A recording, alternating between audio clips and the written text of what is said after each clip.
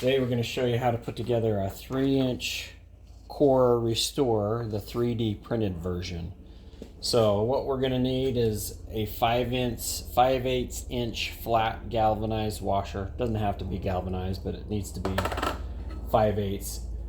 A 3/8 inch galvanized nipple. This is 4 inches long, and this washer will fit over that galvanized nipple. We also need a 1/2 inch pipe. So this is, go to your home center and go to the pipe section.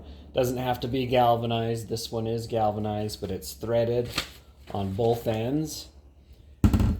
We need a 1/2 inch cap. Also does not need to be galvanized. It can if that's all they've got. This is a galvanized 3/8 inch floor flange.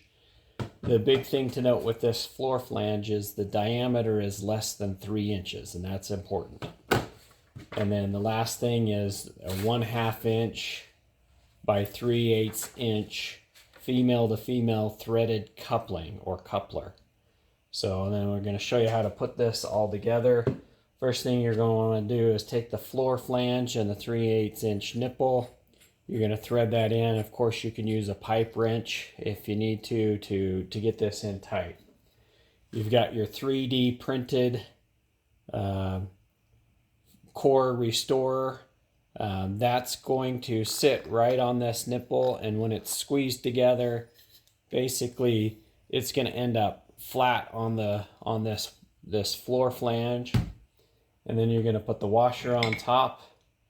Then you're going to put this 3/8 to 1/2 inch adapter on top of that, and you want to crank this down so that it's putting pressure between the floor flange and that washer. So you might need to get a pipe wrench and screw it together till that's nice and tight in between there. Then you're going to add the 1/2 inch pipe and the cap on the other end. Then you can put this cap on.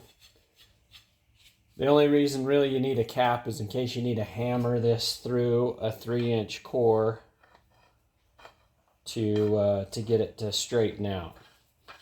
Then you thread that pipe on there. You can really cinch it down, and again, a pipe wrench to squeeze everything together, because that you want that nice and supported and tight. Over time this will wear, but it'll last quite a while, and because it's a 3D print, you can just reprint this as needed. Then you've got the tool. This is your 3-inch core restorer, and you can check out my video on how to use this, but basically it's pretty straightforward. You just push this through a 3-inch core that's been damaged. You can use this end inside the core to get it big enough to get this end to fit in, and then it'll fit in your machine, and you can use a paper roll that's been damaged. Thank you.